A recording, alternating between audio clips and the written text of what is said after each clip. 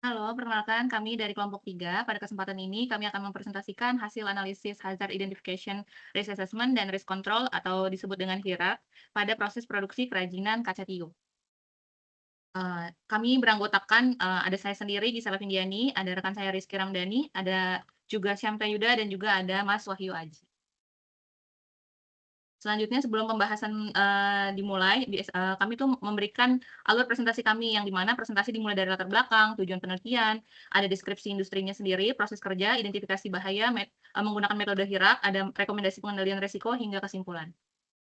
Lalu di latar belakangi, pertama, industri kaca tiup ini kan merupakan industri yang memanfaatkan kaca cair bersuhu sangat tinggi, yaitu sekitar 2000 derajat Celcius. Seluruh proses produksinya masih dilakukan secara manual, sehingga pekerja berinteraksi langsung dengan kaca cair. Nah, berdasarkan hasil observasi video, terdapat beberapa potensi bahaya seperti paparan panas, percikan kaca cair, debu kaca, serta postur kerja yang kurang ergonomis. Oleh karena itu, dilakukan analisis menggunakan metode HIRAR agar resiko kecelakaan kerja dapat diminimalkan. Lalu di penelitian ini memiliki 3 tujuan. Pertama, mengidentifikasi potensi bahaya pada setiap tahapan produksi. Kedua, menilai tingkat resiko menggunakan metode HIRAR. Yang ketiga, memberikan rekomendasi pengendalian berdasarkan HIRAR of control. Nah, di objek penelitian kami ini, adalah kayak bengkel glass blowing gitu yang berada di, Desa Belga, Gianyar, Bali. Nah, industri ini tuh memproduksi sekitar ratusan produk setiap hari seperti gelas, vas, akuarium, akuarium mini, dan hiasan kaca. Nah, produk tersebut tuh dipasarkan, nggak cuma di Indonesia, tapi juga sampai diekspor ke mancanegara gitu. Ada Jerman, Dubai, dan Singapura. Selanjutnya akan dijelaskan oleh rekan saya.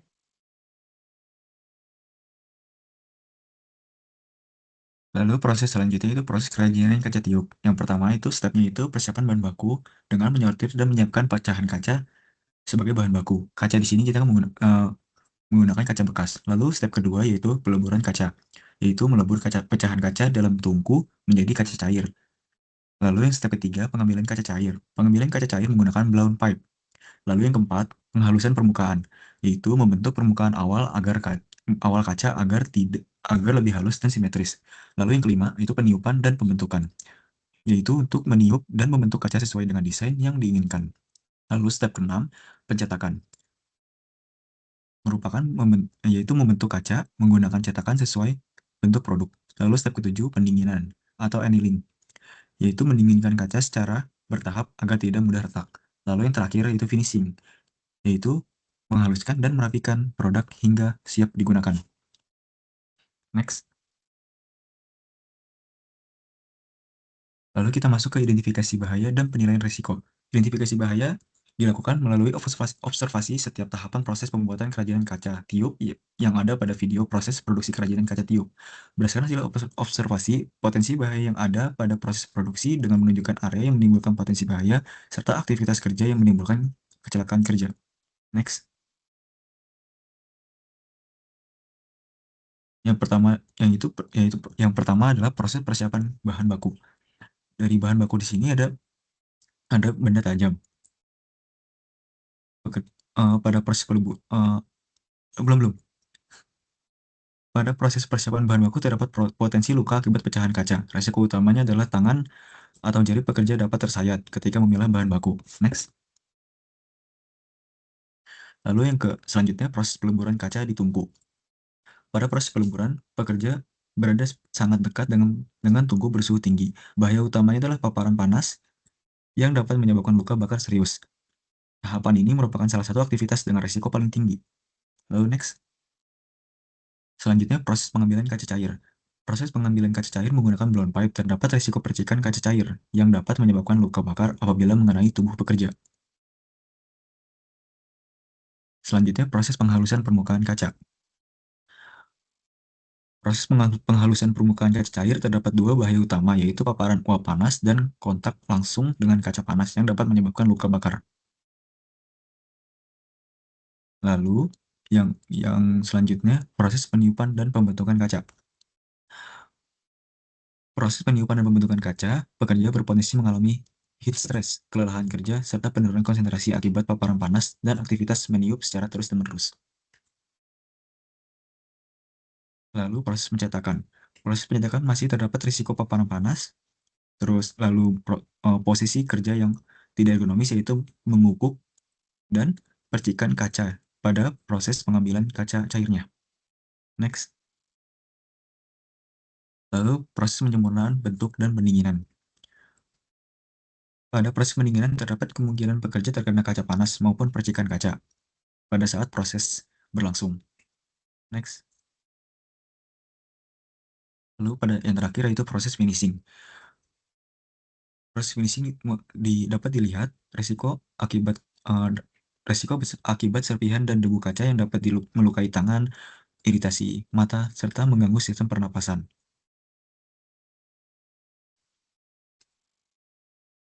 Baik, selanjutnya ini adalah tabel hierarki yang telah kita buat, di mana company atau produksi industrinya itu terjadi di pusat kerajinan kaca tiup, atau bisa disebut dengan bengkel glass blowing, di mana lokasinya ada di Gianyar, Bali, dan disetujui oleh kelompok 3 dan dibuat pada tanggal 10 Juli.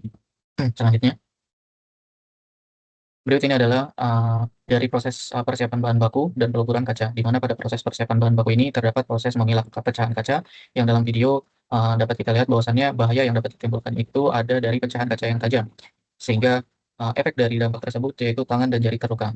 Untuk penanganan yang sudah ada itu tidak ada, maksudnya tidak ada penanganan awal yang bisa dilihat dari video saat kami observasi, sehingga kami menilai untuk kemungkinan ini ada di nilai 4, di mana aktivitas ini pasti selalu dilakukan secara berulang, dan tingkat keparahannya itu ada di nilai 2, yang kita nilai bahwasannya dengan luka dan jari yang tersayat dapat menimbulkan perawatan, sehingga resiko yang dihasilkan dalam tingkat level medium yaitu dengan nilai 8. Rekomendasi yang kita berikan untuk bahaya pada persiapan bahan baku ini yaitu berupa pengadaan PPE atau Personal Protective Equipment, di mana penggunaan sarung tangan cut resisten atau sarung tangan anti potong.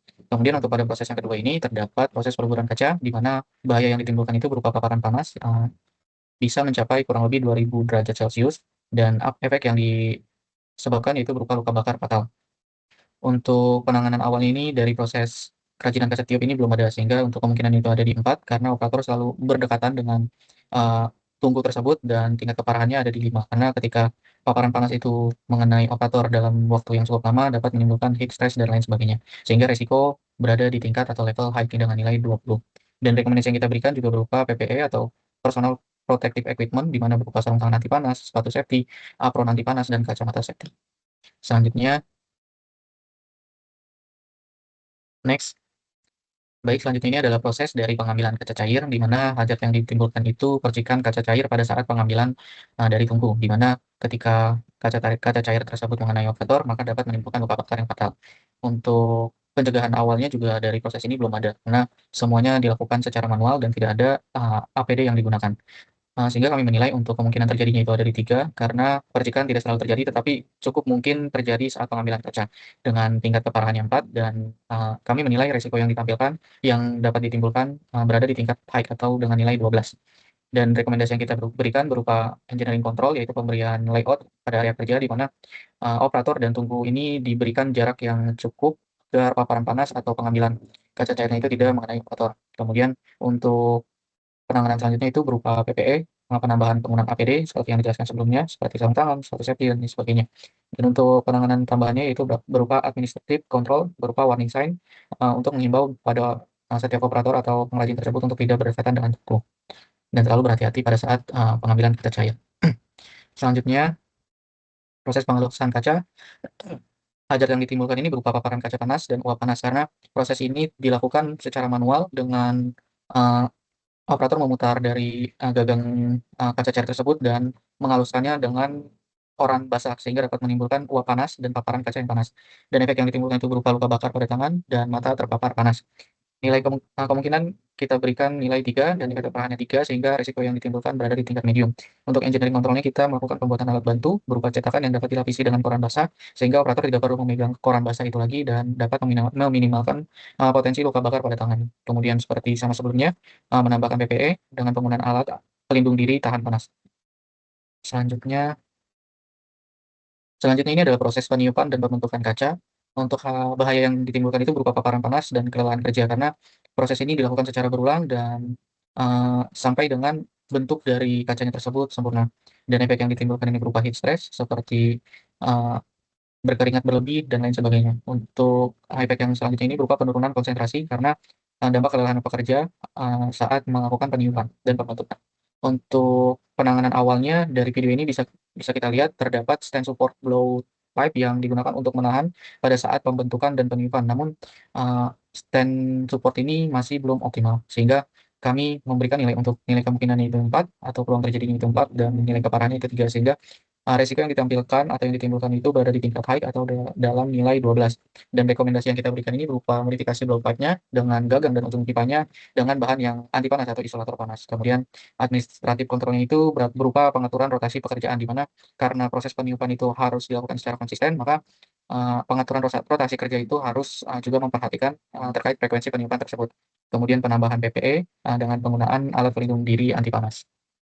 Selanjutnya ini adalah proses pencetakan. Bahaya yang ditimbulkan ini berupa paparan panas, percikan atau tetesan kaca panas, dan postur membungkuk pada saat melakukan pencetakan.